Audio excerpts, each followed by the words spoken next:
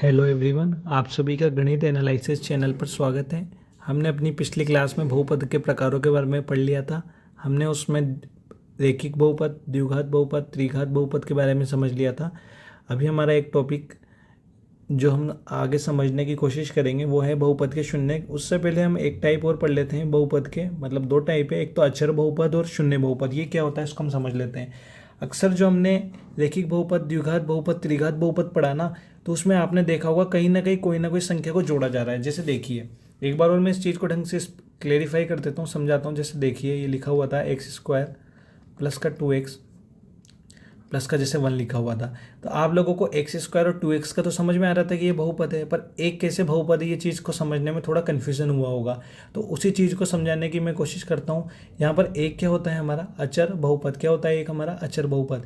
जैसे मान लीजिए ये बहुपद आपको एक्स के पदों में दे रखा था पूरा, तो जैसे एक है तो एक को क्या मैं लिख रहा था बार बार, एक गुणा के एक्स की घात 0 लिख सकता हूँ। तो देखिए ये क्या हमारे बहुपद के नियम की पालना कर रहा है। एक आगे एक अचर राशि आ गई, ठीक है, बीच में एक चर राशि आ गई और उसकी घात क्या हो गई, एक पूर्ण संख्या। क्या हो गई उसकी घात, एक पूर्ण संख्या। तो हमारे घातांक क्या, हमारे जो बहुपद के नियम थे उसकी ये पालना कर रहा था। तो इस वजह से ये क्या कहलाता है, बहुपद का एक हिस्सा हो जाता है और ये क्या कहलाता है, एक अचर बहुपद। जैसे मान लीजिए आपको परीक्षा में एक सवाल में दिया गया कि बताइए कि 6 क्या बहुपद है, क्या 28 क्या बहुपद है, क्या -6 एक बहुपद है, या फिर सवाल में ऐसे दे दे कि px बराबर 6 है, क्या ये एक बहुपद है। तो आपको वहाँ चेक करके बताना होगा कि ये बहुपद है या नहीं है। तो इसको हम कैसे करेंगे, जैसे मान लीजिए ये किसके पदों में दे रखा है, आपको एक्स के पदों में दे रखा है ना। तो क्या मैं इसको 6 × 1 लिख सकता हूँ, नहीं लिख सकता, लिख सकता हूँ, बिल्कुल सही। किसी भी संख्या को 1 से गुणा करो या 1 का भाग दो, आपको क्या प्राप्त होती है, वही संख्या प्राप्त होती है ना। और कोई संख्या थोड़ी प्राप्त होती है, नहीं, वही संख्या प्राप्त होती है। तो क्या लिखा, 6 × 1 लिख दिया मैंने। अब आप इधर समझने की कोशिश कीजिए। क्या, एक बात बताइए आप मुझे, किसी भी संख्या पर यदि मैं घात 0 लगाता हूँ तो उस संख्या का मान क्या 1 हो जाता है। घातांक का नियम आप जानते होंगे, आप लोगों ने 8वीं और 9वीं क्लास में पढ़ा होगा अच्छे तरीके से कि घातांक के नियम के हिसाब से किसी भी संख्या पर घात 0 होती है तो उसको हल करने पर मान कितना प्राप्त होता है, 1। तो जैसे मान लीजिए यदि मैं x की घात 0 लिखता हूँ तो उसको हल करने पर कितना प्राप्त होगा, 1। मान लो मैंने z की घात 0 लिखी तो उसको हल करने पर कितना प्राप्त होगा, 1। यदि मैंने 1 की घात 0 लिख दी तो भी हल करने पर क्या प्राप्त होगा, 1। अगर 50 की घात को 0 लिख दिया तो भी हल करने पर क्या प्राप्त होगा, 1। तो मुझे लगता है आप लोगों को ये वाली चीज़ समझ में आई होगी। तो इसी तरीके से मैंने क्या लिखा, 6 × 1। अब मैं मान लीजिए ये मुझे पूरा एक्स के पदों में ही लिखना है ना, तो मैं क्या कर रहा हूँ, इस एक की जगह पे क्या लिख देता हूँ, एक्स की घात क्या लिख देता हूँ, 0। तो इससे मान पे कोई फर्क नहीं पड़ेगा, क्यों, क्योंकि एक्स की घात 0 है, एक्स की घात 0 है, इसको हल करने पर क्या प्राप्त होता है, 1, क्योंकि ये एक घातांक के नियमों की पालना करता है। अब हम इसको चेक करते हैं, क्या ये अब हमारा एक बहुपद बना के देखो। आगे क्या मिल गई, एक अचर राशि मिल गई, ठीक है। फिर क्या, एक आपको चर राशि मिल गई और फिर आपको एक घात में क्या मिल गई, एक पूर्ण संख्या मिल गई। तो इसने क्या हमारे बहुपद के नियमों की पालना कर ली। इसी वजह से ये अचर के रूप में जो भी आपको कोई संख्या डायरेक्टली दे रखी है तो वो क्या कहलाएगी, एक बहुपद कहलाएगी। कौन सा बहुपद कहलाएगी, अचर बहुपद। क्यों कहलाएगी, आपको समझ में आया होगा। अब मान लीजिए एक सवाल आ जाता है, PT बराबर -6। अगर यदि मान लो मैं इधर भी कुछ लिखना चाहूँ तो मैं क्या इसको ×1 लिख सकता हूँ, हाँ लिख सकता हूँ। अब मैं क्या कर रहा हूँ, इस ×1 की जगह पे क्या मैं t की घात 0 लिख सकता हूँ। अगर इसको पूरा t के पदों में लिखना चाहूँ और t की घात 0 का हल करने पर क्या प्राप्त होगा, 1। क्यों होगा, क्योंकि घातांक का नियम ये कहता है कि किसी भी संख्या पर घात 0 लगा दें या किसी भी चर राशि पर घात 0 लगा दें तो उसको मान कितना प्राप्त होता है, 1। तो t की घात 0 का हल करने पर आएगा 1 और 1 को -6 से गुणा करूंगा तो हमें उत्तर क्या मिल जाएगा, -6 प्राप्त होगा, हाँ या ना प्राप्त होगा। तो ये असल में क्या बन गया, -6 ब्रैकेट t की घात क्या बन गया, 0। तो देखिए आपको एक अचर राशि मिल गई, एक आपको चर राशि मिल गई और आपको एक क्या मिल गई, पूर्ण संख्या।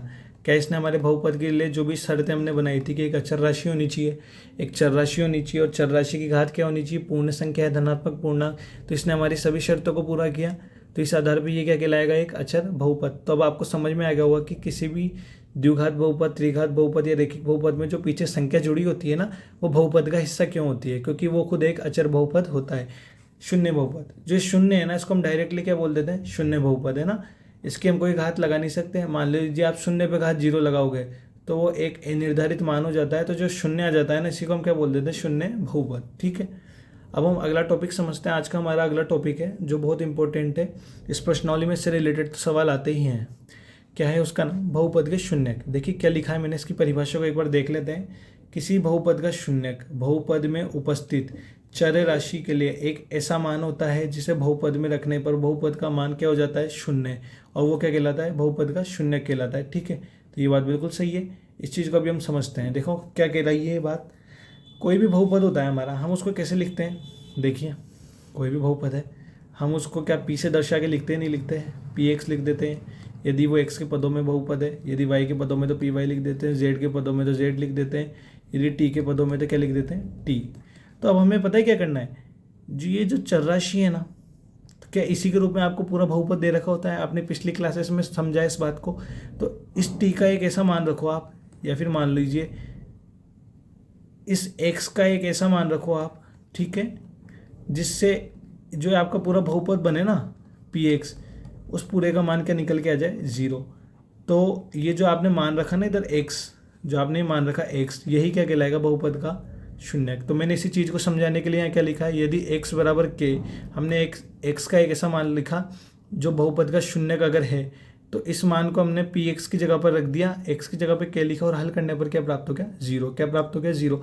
इस बात को मैं आगे वाली क्लास में, जैसे जैसे हम क्लास में आगे बढ़ते चलेंगे, मैं और ज़्यादा डीपली आपको समझाता हूँ मैं इस चीज़ को। ठीक है, उसके बाद देखिए मैंने एक बात लिखी है नोट लगा के, कि किसी बहुपद में कितने शून्यक होंगे, ये इस बात पर निर्भर करेगा उस बहुपद की घात कितनी है। तो मैंने अभी आपको बताया था घात के आधार पर 3 प्रकार के बहुपद हैं, रैखिक बहुपद, द्विघात बहुपद, त्रिघात बहुपद। ठीक है, तो देखिए क्या लिखा है, यदि उस बहुपद की घात 1 है तो उसमें 1 शून्यक होगा, है ना। यदि घात 2 है तो कितने शून्यक प्राप्त होंगे, 2 शून्यक प्राप्त होंगे। यदि घात 3 है तो कितने शून्यक प्राप्त होंगे, 3 शून्यक। तो अब इस बात को भी ढंग से समझने की हम कोशिश करते हैं। जैसे मान लीजिए मैंने पहला एग्जाम्पल लिया रैखिक बहुपद, ठीक है, पहला एग्जाम्पल ले रहे हैं हम समझने के लिए। मैं अपना पेन चेंज कर लेता हूँ। जैसे हमने पहला एग्जाम्पल लिया,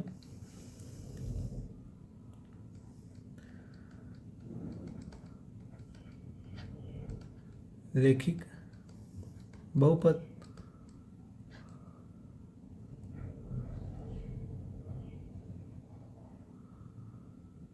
देखिए रैखिक बहुपद क्या होता है, घात कितनी होनी चाहिए, 1।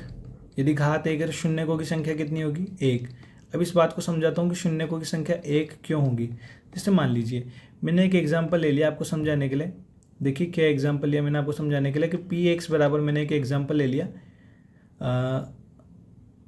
एक्स प्लस का 6 मान लीजिए। मैंने एक एग्जाम्पल ले लिया, एक छोटा सा एग्जाम्पल लेते हैं। ये एक्स के पदों में है तो यहाँ पर एक्स मिल गया, एक्स की घात कितनी है यहाँ पर 1, तो ये कैसा बहुपद होगा, रैखिक बहुपद। यदि घात 1 है तो कितने शून्यक होंगे, 1। देखिए अब आपको क्या करना है, शून्यक का मतलब क्या था कि बहुपद में जो चर राशि है ना, इसका एक ऐसा मान रखो इस पूरे बहुपद के अंदर, जिससे इस पूरे बहुपद का मान निकल के कितना आ जाना चाहिए, बोलिए, 0। कितना हो जाना चाहिए, 0। तो ये x का एक ऐसा मान क्या कहलाएगा, बहुपद का शून्य कहलाएगा। अब आप लोग मुझे बताइए देख करके कि हम x का एक ऐसा मान रखो जिससे इस पूरे को हल करने पर 0 आ जाए। तो मान लो मैंने क्या रखा, x बराबर -6 रख दूँ क्या, हाँ। तो x बराबर -6 रखने पर, तो मैं क्या कर रहा हूँ, x बराबर -6 रख रहा हूँ। बहुपद क्या है, पी एक्स की जगह पर यहाँ पर -6 लिखूंगा, बराबर x + 6 है ना यहाँ पर, तो यहाँ पर भी क्या लिख दिया, -6 + 6, दोनों समान संख्या है तो हल करने पर कितना आ गया, 0। तो p ब्रैकेट क्या गया, -6। मुझे एक बात बताओ, -6 रखने पे क्या इस पूरे बहुपद का मान 0 निकल के आ गया। तो ये बहुपद का क्या कहलाएगा, शून्यक। अतः बहुपद का शून्यक क्या होगा, आप क्या लिख दोगे यहाँ, बहुपद का शून्यक क्या होगा, -6। क्या होगा, -6। अब मुझे एक बात बताओ, क्या अब आप लोगों को ऐसा लग रहा है या कोई एक और ऐसा मान रख सकते हो कि जिसको हल करने पर इस पूरे बहुपद का मान 0 हो जाए। ऐसा मान संभव ही नहीं है। -6 के अलावा कोई भी ऐसा मान नहीं है जिसको हम यहाँ रखने पर ये कह सकें कि इस बहुपद का मान 0 हो जाएगा। केवल हमें एक ही मान प्राप्त होगा। तो आपको समझ में आया, घात 1 है तो शून्य कितना प्राप्त हुआ, 1। ये बात आपको अच्छी तरीके से समझ में आ गई होगी। अब हम अगला एग्जाम्पल समझते हैं द्विघात बहुपद का। देखिए अगला क्या है हमारा, द्विघात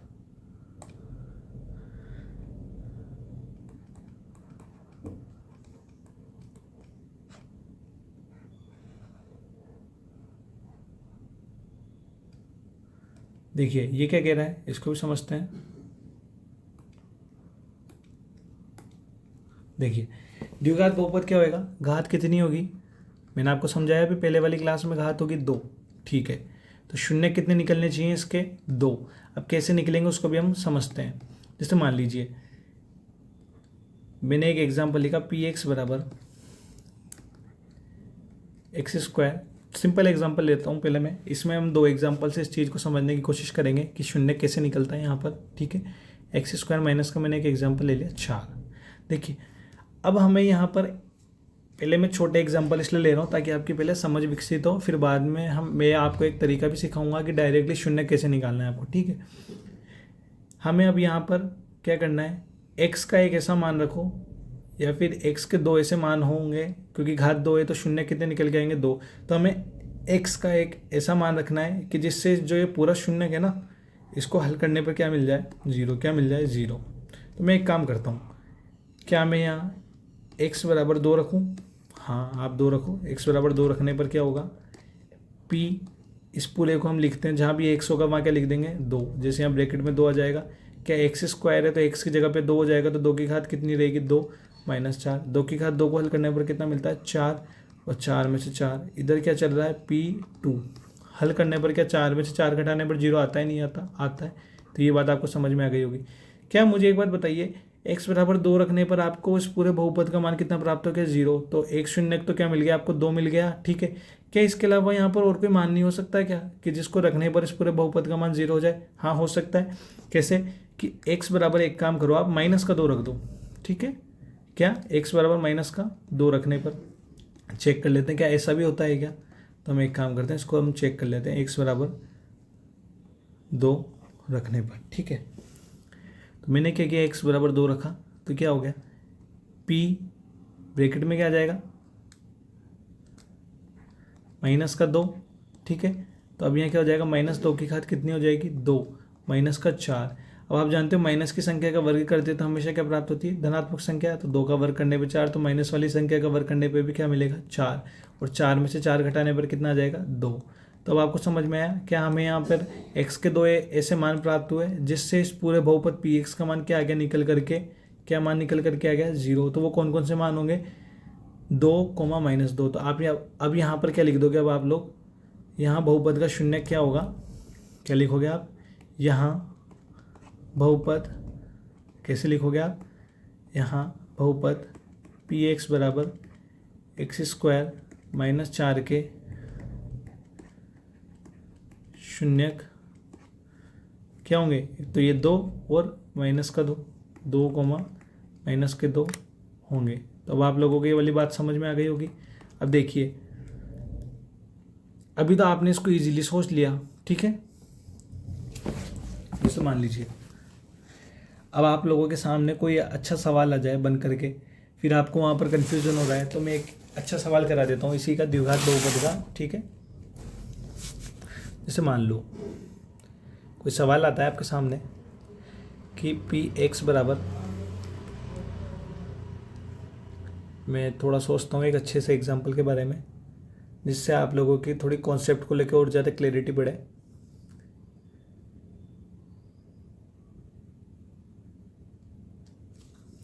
जैसे देखिए,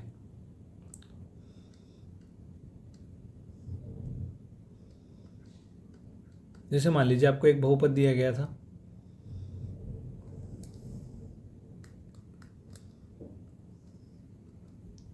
मान लीजिए एक बहुपद दिया गया x² माइनस का 2x प्लस का 1। क्या दिया गया?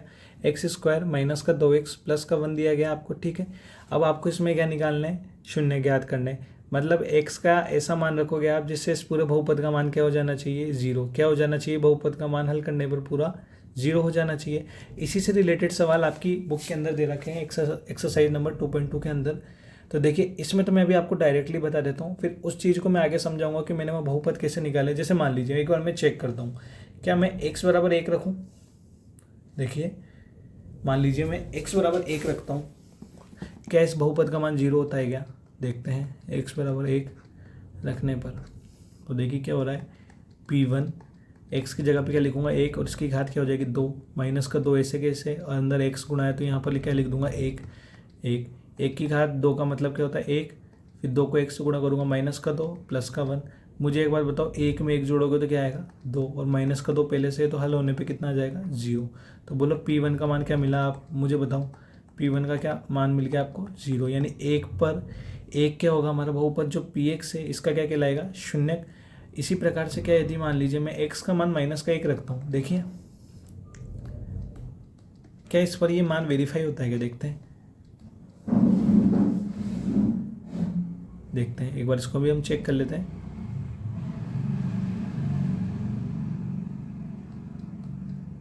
मान लीजिए मैंने -1 रखा, ठीक है, तो -1 का वर्ग -2 इधर ब्रैकेट में -1 +1, ठीक है। -1 का जैसे मैंने वर्ग किया तो क्या आया 1, और माइनस को गुणा करने पे आ गया प्लस, और 2 को 1 से गुणा करने पे आ गया 2, प्लस का क्या होगा 1। इन सभी को जोड़ने पर उत्तर क्या प्राप्त हो गया 2 और 1 3 और 1 क्या आ गया 4। तो P का मान क्या आ गया -1 आ गया। अब आपको समझ में आया दो बातों में। अब मैं एक और बात आपको यहाँ बताना चाहूँगा, उसी वजह से मैंने एग्जाम्पल लिया कि जो 1 है ना यहाँ पर, इसको रखने पर इस बहुपद में, तो इस बहुपद का मान क्या हो गया 0। क्या हो गया इस बहुपद का मान 0 प्राप्त हो गया आपको, है ना। तो ये क्या कहलाएगा बहुपद का शून्य। तो आप पहले तो यहाँ क्या लिखोगे, यहाँ एक बहुपद Px बराबर x² माइनस का 2x + 1 का शून्य है, ठीक है। अब इधर देखिए, यहाँ पर मैंने क्या लिखा -1 लिखा, तो क्या मुझे प्राप्त हुआ 0 प्राप्त हुआ कि नहीं, तो ये मतलब शून्य तो नहीं होगा, यानी शून्य के अलावा कुछ और हो सकता है। तो अब आप क्या लिख दोगे, यहाँ x बराबर -1 रखने पर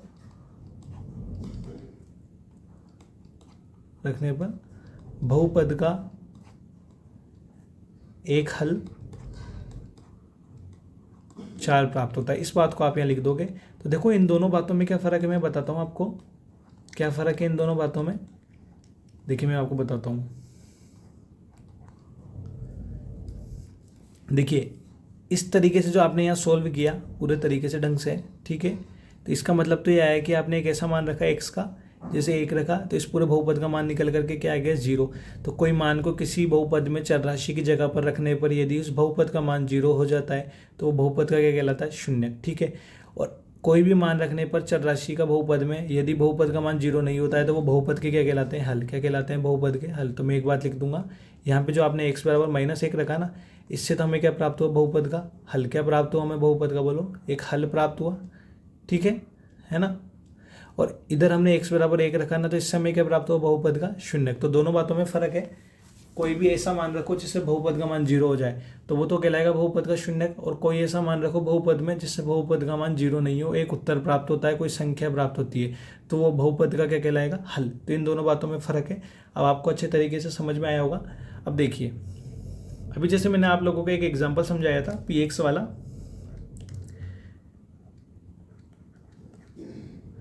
जैसे देखिए Px वाला एक एग्जाम्पल लिया था, मान लीजिए x² - 4। तो ये तो मेरे को तो ध्यान था, क्योंकि हम टीचरों की तो प्रैक्टिस हो ही जाती है एग्जाम्पल देते देते कि भाई कौन सा इसका आंसर हो सकता है, ठीक है। जैसे मान लीजिए x² - 4 आ गया, मान लीजिए आप वहाँ डायरेक्टली नहीं सोच पाए 2, तो इसका हमें शून्य कैसे निकालना है, तो आपको एक तरीका अपनाना है। मैंने अभी आप लोगों को क्या बताया था, जब भी आपको शून्य निकालना हो ना, तो शून्य निकालने का असल में मतलब क्या होता है, एक बार बताओ। किसी भी चीज़ का अगर आप शून्य निकालते हो तो इस पूरे का मान क्या हो जाना चाहिए, बराबर में 0 आना चाहिए, नहीं आना चाहिए, आना चाहिए ना। तो आप एक काम करो, इसी बात को काम में लो। तो क्या करो, आप शून्य लिख दो आप यहाँ पर, ठीक है। शून्य निकालने के लिए क्या करना होगा आपको, Px बराबर क्या कर दो आप 0। ये बात आपको लिखनी है। अभी आपके कुछ सवाल आएंगे तो उसमें हम इस चीज़ को काम में लेंगे। तो Px बराबर क्या लिख दो आप 0 लिख दो। क्या लिख दोगे, Px बराबर 0 लिख दो आप, ठीक है। तो 0 लिखोगे तो देखो Px का मान क्या दे रखा है, x² - 4 दे रखा है, ठीक है। बराबर में क्या आ गया आपका 0 प्राप्त हो गया आपको। अब मुझे एक बात बताओ, क्या मैं x² तो ऐसे कैसे, और ये क्या 2 की घात 2 है या नहीं है, मुझे बताओ है। बराबर में क्या चल रहा है 0। मुझे एक चीज़ बताओ, आपने एक सर्व समीका पढ़ी होगी, a² - का b² बराबर क्या होती है, a + b ब्रैकेट में बंद गुणा हो करके a - b होता है, नहीं होता, होता है। तो मुझे एक चीज़ बताओ, इसके बाद में क्या मेरे को यहाँ पर x² - 2 है, तो a की जगह पर तो क्या हो जाएगा x हो जाएगा ना, और b की जगह पर क्या हो जाएगा 2 होगा, नहीं होगा, होगा। तो एक तो प्राप्त होगा हमें x + का 2, और एक हमें क्या प्राप्त होगा x - का 2, बराबर में क्या चल रहा है 0। अब आप लोग एक चीज़ और जानते हो, देखो ये बहुत अच्छा कॉन्सेप्ट है। अक्सर बच्चे कंफ्यूज होते हैं कि ऐसा क्यों हुआ। मुझे एक चीज़ बताओ, यहाँ पर दो संख्याएं आपस में क्या गुणा हो रही है? हाँ हो रही है। और उनको गुणा करने पर कितना आ रहा है? 0। तो ये क्या तभी संभव है क्या? क्या मैं जब भी गणित में एक चीज़ ध्यान रखना, 0 को 0 से गुणा करते हैं ना, तो कभी भी आपको 0 प्राप्त नहीं होता। ठीक है, एक ऐसा मान प्राप्त होता है जिसकी आप व्याख्या नहीं कर सकते। या तो आप ये बोल सकते हो कि आपको वहाँ पर अनंत प्राप्त होता है, या फिर इनडिफाइन वैल्यू प्राप्त होती है। ठीक है, तो क्या होगा, यदि आप एक तरफ तो कोई ना कोई संख्या हो और एक तरफ 0 हो, तो आपको क्या प्राप्त हो सकता है? 0, पहली कंडीशन। या फिर ये हो सकता है कि एक तरफ 0 हो और दूसरी तरफ कोई ना कोई संख्या हो, तो आपको गुणा करने पे मान क्या प्राप्त हो सकता है? 0। तो मैं क्या मान रहा हूँ, इधर तो क्या लिखा हुआ है, एक संख्या लिखी हुई है, और इधर क्या लिखा हुआ है? 0। तो मैं एक काम करता हूँ, इसकी तुलना अगर इधर कर देता हूँ मैं डायरेक्टली, तो देखिए क्या करना है आपको, डायरेक्टली इतना याद रखना है कि एक पक्ष है ना, इसको 0 के बराबर करके एक मान निकाल लो, फिर जो दूसरा पक्ष है उसको भी 0 के बराबर करके आप मान निकाल लो। ठीक है, तो क्या हो जाएगा, x+2 बराबर क्या कर दो आप पहले? 0। तो x बराबर क्या आया, पक्षांतर करके माइनस कर दो, एक मान तो आपको ये प्राप्त हो गया। हमने x+2 को बराबर कर दिया। अब क्या करो, x-2 को किसके बराबर कर दो? 0 के। तो हल करने पर x का मान कितना प्राप्त आया? 2। समझ में आया आपको? एक शून्य तो हमें क्या प्राप्त हो गया? x बराबर 2, और एक शून्य हमको क्या प्राप्त हो गया? x बराबर -2 प्राप्त हो गया। तो मुझे लगता है अब आप लोगों को ये वाली बात अच्छे तरीके से समझ में आई होगी कि जो बहुपद का शून्य होता है, हम शून्य कैसे निकालते हैं, किसी भी बहुपद का हल क्या होता है। ठीक है, अभी तो मैंने आपको डायरेक्टली बता दिया था पहले वाले एग्जाम्पल में कि 2 रख दो एक बार, और एक बार -2 रख दो, तो हमें क्या प्राप्त हो जाएंगे? शून्य प्राप्त हो जाएंगे। हल करने पे 0 प्राप्त हो जाएगा। पर आप हर सवाल में ऐसा नहीं कर सकते, इतना नहीं सोच सकते। तो आपको एक तरीका काम में लेना है। क्या लिखोगे आप अगली लाइन में? शून्य के निकाल दो तो बहुपद का मान क्या हो जाता है? 0। तो आप क्या लिख दोगे ब्रैकेट बना के? px बराबर 0 होता है भाई, हम ये जानते हैं। तो इस पूरे का मान क्या है? x² - 4 के बराबर है। तो x² - 4 को किसके बराबर कर दिया? 0 को। क्या मैं 4 को 2 की घात 2 लिख सकता हूँ? हाँ लिख सकता हूँ। तो क्या लिखा हूँ मैं? आ गया x² - 2 की घात 2 बराबर क्या हो गया? 0। घातांक का नियम क्या, सर्वसमीकरण का नियम क्या कहता है? a² - का b² बराबर क्या होता है? a+b गुणा a - b होता है। तो a का मान तो है मेरे पास x, और b का मान क्या है? 2। तो मैंने क्या लिख दिया? x+2 गुणा x - 2 बराबर 0। और आप लोग जानते हो 0 को 0 से गुणा करने पे कभी भी 0 नहीं आता, ध्यान रखना। ठीक है, गणित का नियम है कि 0 से 0 को गुणा करने पर 0 नहीं आता। ठीक है, तो ये तभी आ सकता है या तो एक तरफ कोई ना कोई संख्या लिखी हो और एक तरफ क्या लिखा हो? 0, तो आपको 0 प्राप्त होगा। या एक तरफ 0 लिखा हो या कोई संख्या लिखो, तभी आपको क्या प्राप्त होगा? 0। तो आप क्या कर दो, एक तरफ की संख्या को तो 0 के बराबर कर दो। जैसे मान लो मैंने x+2 को 0 के बराबर किया, तो x बराबर क्या हो गया? -2, और x - 2 को 0 के बराबर किया तो x का मान क्या हो गया? 2। तो मुझे लगता है अब आप लोगों को एक क्लास अच्छे तरीके से समझ में आई होगी। ठीक है, आप हमारे चैनल को लाइक करें, शेयर करें, सब्सक्राइब करें और ग्रो होने के लिए सपोर्ट करें।